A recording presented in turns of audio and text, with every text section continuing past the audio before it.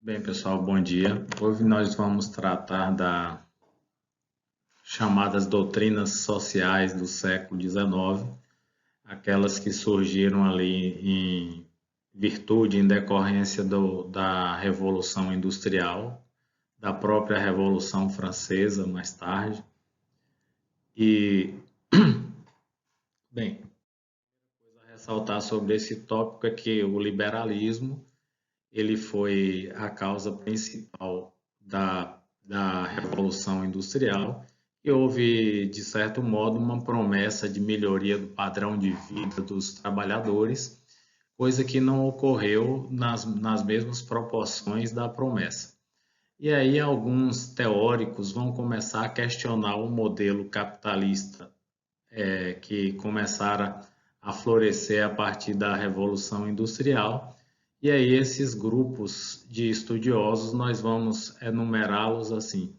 Primeiro, os socialistas utópicos, depois os socialistas científicos, depois os anarquistas e por fim falaremos da doutrina social da igreja, que a igreja, para não ficar atrás, começou também a dar palpite com relação à relação do capital e trabalho. Entre os socialistas utópicos, nós temos Saint-Simon, Owen e Fourier. O Saint-Simon, observe que ele divide a sociedade entre produtores e ociosos,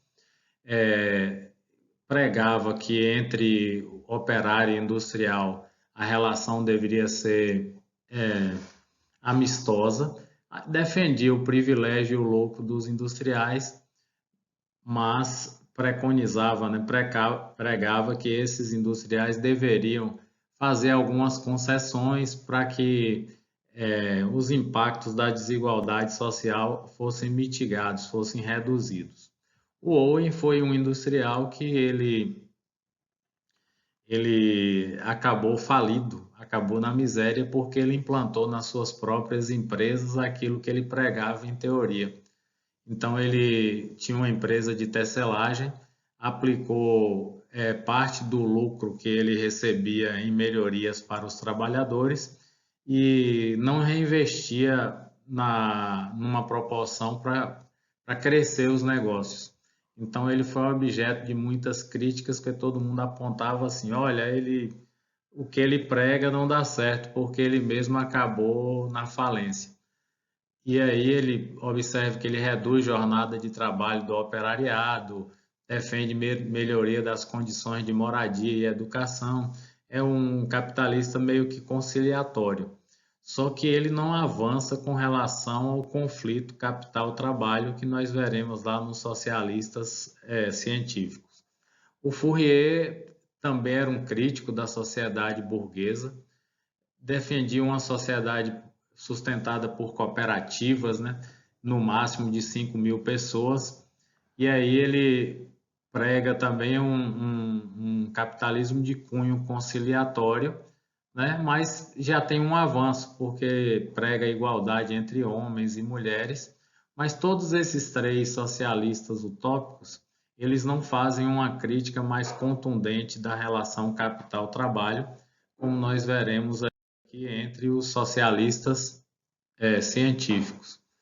No socialismo científico ou socialismo revolucionário, nós temos a figura do Karl Marx e do Friedrich Engels, que no livro Manifesto Comunista eles vão demonstrar que há um conflito de classes frequente, tá? E esse conflito de classes ele é potencializado na sociedade industrial, porque eles vão identificar de um lado a burguesia, que é detentora dos meios de produção, e do outro o proletariado, que tem apenas a força de trabalho. O Marx ele publicou uma obra importantíssima na história das ciências sociais, da economia, da política, que foi o Capital. E nessas obras de Marx, principalmente aqui no Manifesto Comunista, ele faz um levantamento das condições dos trabalhadores desde o Império Romano, em que ele classifica lá patrícios e plebeus, durante a Idade Média, senhores e servos, e na sociedade industrial, o proletário e o burguês, colocando essa relação conflituosa sempre como ponto marcante da sua obra. Então, na perspectiva desses dois pensadores, de Marx e de Engels, a luta de classes é o motor da história. Então, eles chamaram essa forma de interpretação social de materialismo histórico ou materialismo dialético. Dialético que vem de dois, que você interpreta a sociedade numa consideração de dois polos opostos, dois polos antagônicos.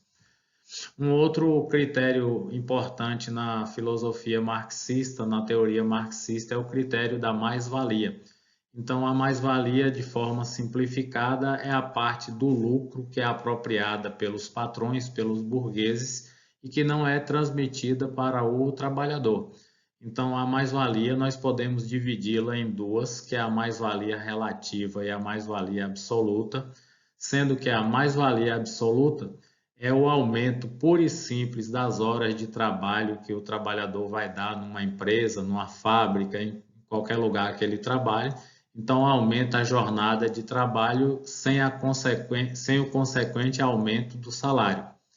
Já a mais-valia relativa, ela ocorre quando o burguês, o proprietário dos meios de produção, ele implanta inovações tecnológicas e a produtividade automaticamente cresce, e esses ganhos de produtividade não são repassados para o salário dos trabalhadores.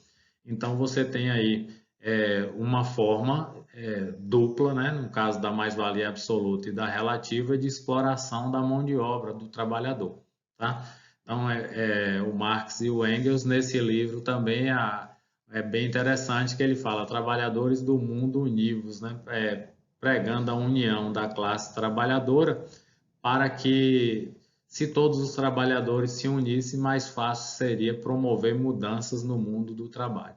Tá? Então, a diferença básica e capital entre o socialismo utópico e o socialismo revolucionário é que esse entende que a relação capital e trabalho, ela é conflituosa, ela é antagônica, separando as duas classes, de um lado o capital, do outro o trabalho. Aí nós temos uma outra vertente explicativa aqui da crítica, né, do capitalismo, que é o anarquismo ou socialismo libertário.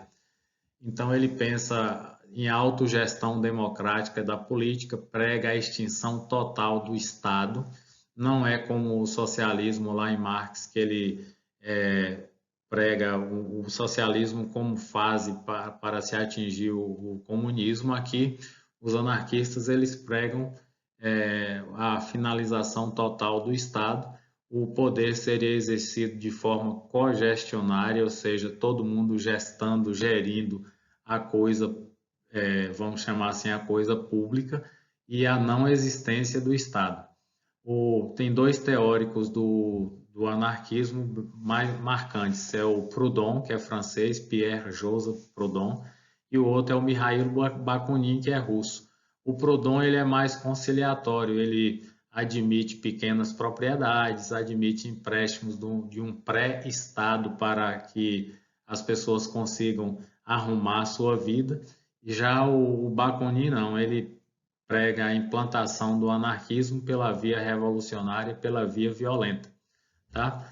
Então, para o anarquismo, o ser humano tem a liberdade, é uma força motriz da sua ação, ele tem que agir para que as mudanças ocorram, e aqui como princípio máximo da liberdade, o ser humano deve ter controle total de sua vida individual, desde que não interfira na vida do outro, né? Então ele faz uma crítica às instituições burguesas aqui, dizendo que todas as leis existem como forma de controlar, né, de manter as pessoas conformadas com a ordem vigente. Ou seja, as leis são feitas para defender a ordem burguesa, né, a ordem burguesa vigente. E aí, por fim, a doutrina social da Igreja, né? A doutrina social da Igreja, ela é espelhada aqui na encíclica Rerum Novarum. O significado dessa expressão em latim é das coisas novas. Então, a Rerum Novarum, a Igreja, para não ficar de fora do debate sobre o capitalismo, sobre as condições de vida da classe trabalhadora, do mundo do trabalho, do conflito capital-trabalho, o Leão XIII elabora essa encíclica. A encíclica é um documento oficial da Igreja, marcando um posicionamento da Igreja em relação a temas muito importantes no mundo. Então, o Leão XIII ele baixou a encíclica Rerum Novarum com esse objetivo. Bem, de plano, nós vamos fazer uma crítica a Rerum Novarum, que assim como os socialistas utópicos, ela também não ataca as relações capital e trabalho. Ela procura um meio conciliador, tá? Vai criticar alguns princípios morais vigentes na sociedade laica, ela acha que a sociedade deve ser religiosa, né? E que esses conflitos entre o laicismo e o materialismo é que seria o grande problema social.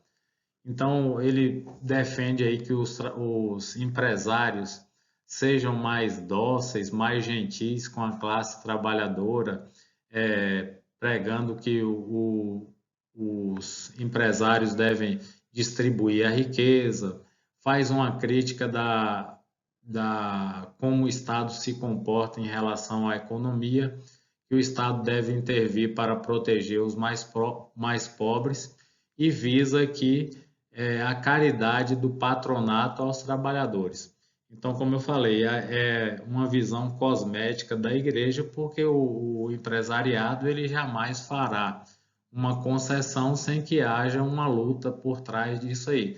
A classe trabalhadora tem demonstrado ao longo dos anos que só consegue melhorias em trabalho, em condições de vida, se houver realmente luta, disputa, mostrando que a relação capital-trabalho ela é conflituosa.